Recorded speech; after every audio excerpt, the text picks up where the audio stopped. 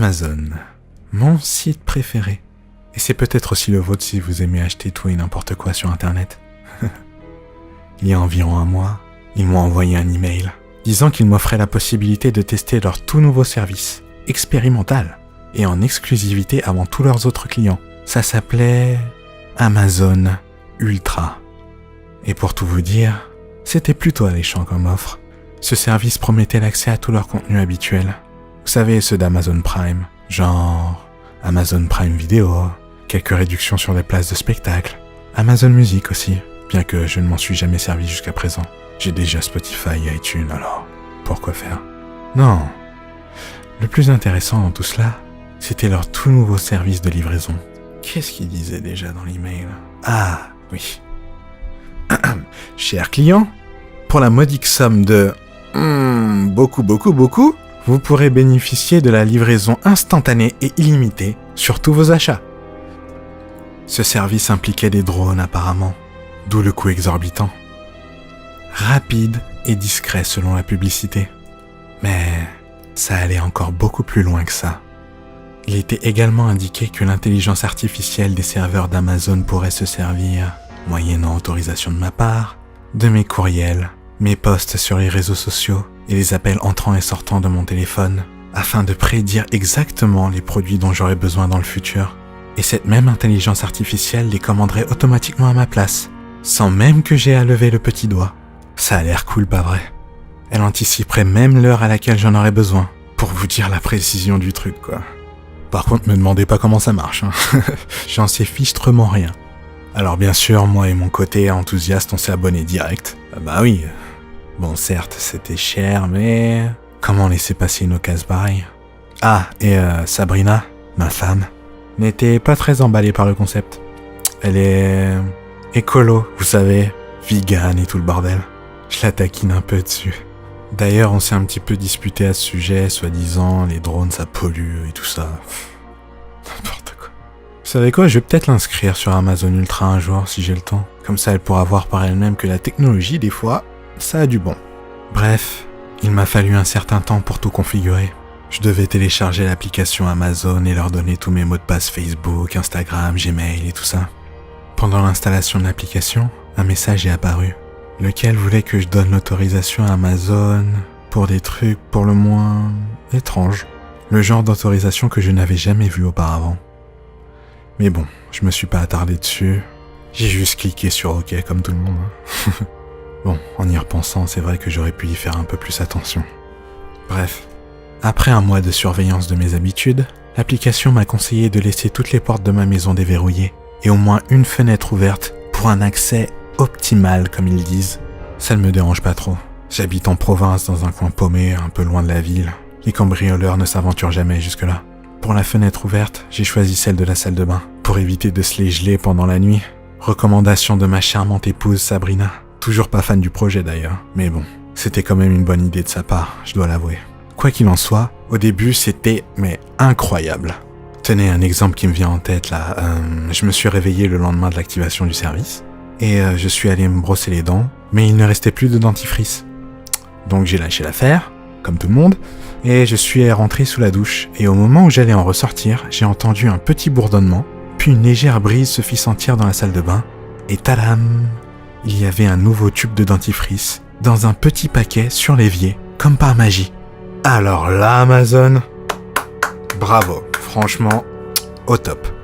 Le drone s'était posé juste à côté du paquet, en attendant que je confirme que le colis avait bien été livré, et que, plus important, c'était bien ce que je voulais. J'ai appuyé sur le petit bouton vert au-dessus du drone pour dire que tout allait bien, et il s'est envolé dans les airs pour disparaître dans le ciel. Waouh, si ça c'est pas le futur. Quelques jours plus tard, Sabrina m'a dit qu'elle partait en voyage d'affaires avec son entreprise. Et devinez quoi? Le drone magique a déposé sur ma table basse un pack de bière et un Blu-ray, sans même que j'aie besoin d'y penser.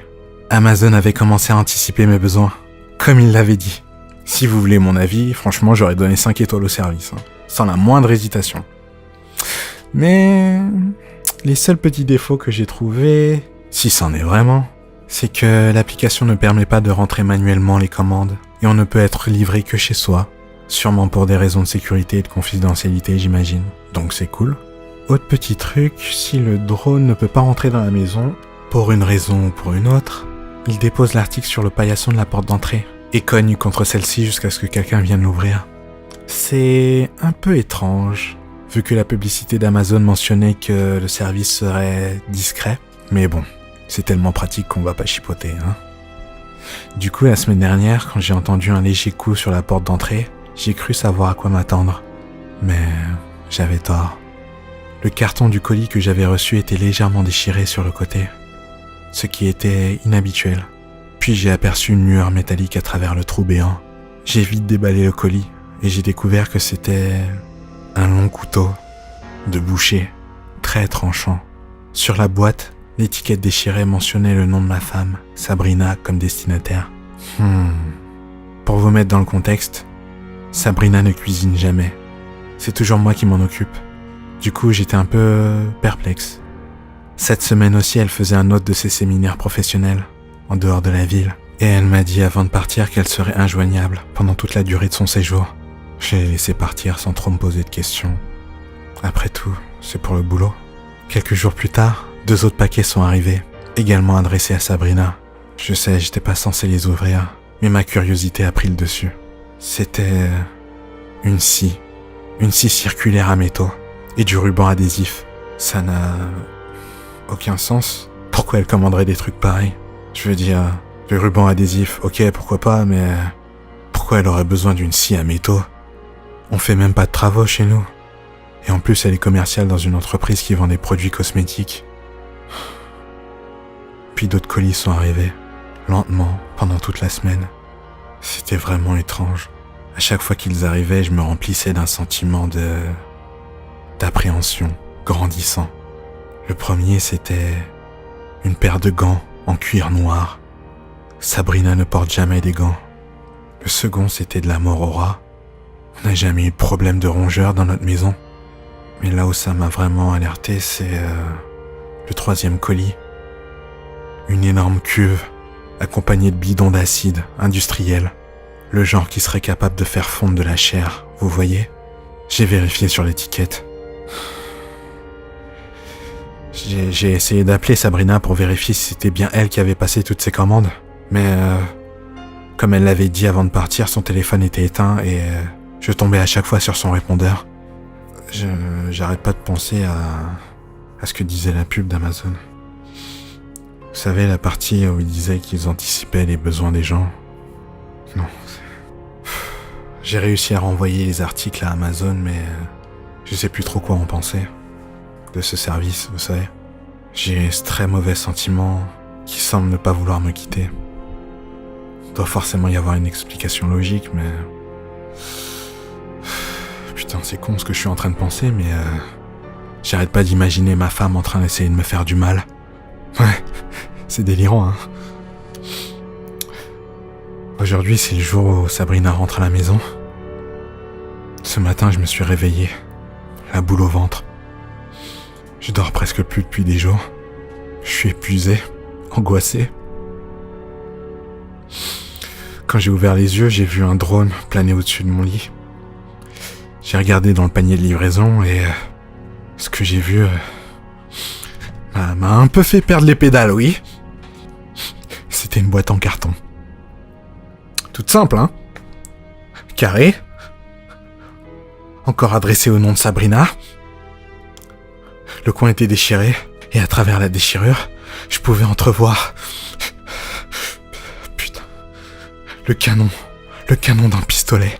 Hein? Vous trouvez ça normal, vous?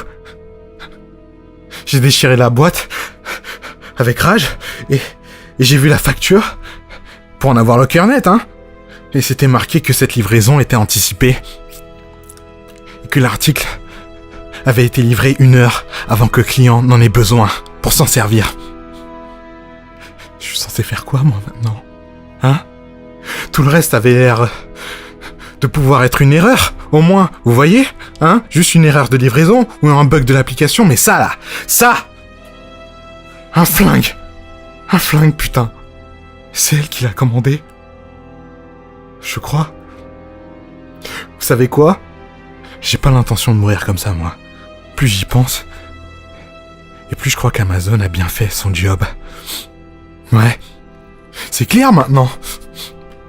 Amazon savait qu'elle avait l'intention de me tuer. Hein?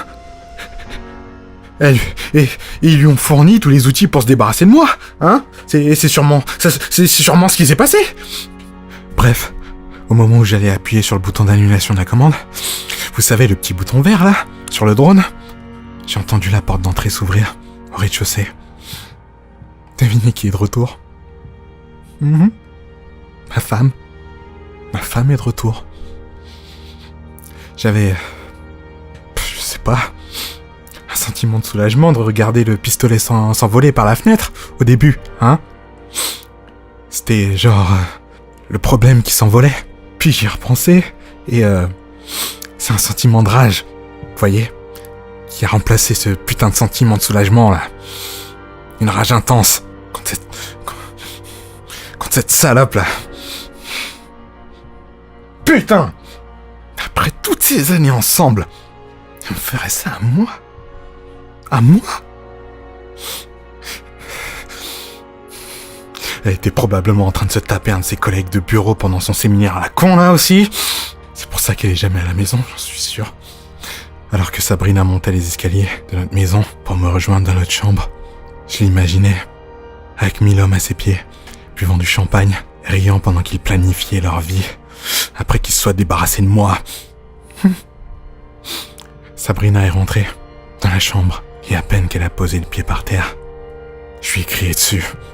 Je lui ai dit, je sais ce que tu vas faire. Et vous savez quoi? Cette conne, elle s'est mise à me rire au visage, comme si c'était normal.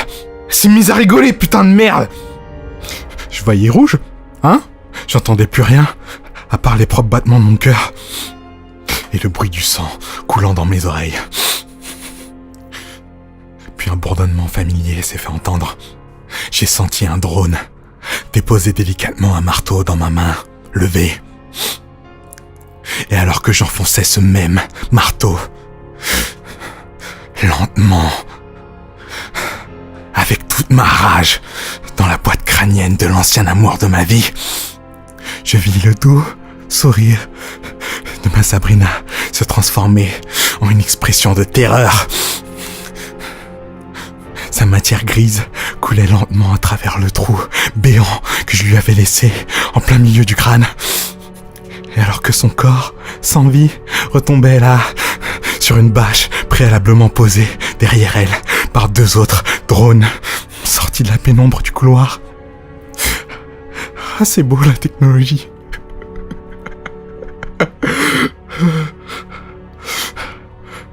Attendez. Une pensée m'a traversé l'esprit, là. Alors que je nettoyais le sol, là, de toute l'hémoglobine. Vous savez quoi? En fait, je me rappelle même pas avoir inscrit Sabrina sur le service d'Amazon. Je m'en rappelle plus. Peut-être qu'elle y était même pas, en fait. Qu'est-ce que j'ai fait?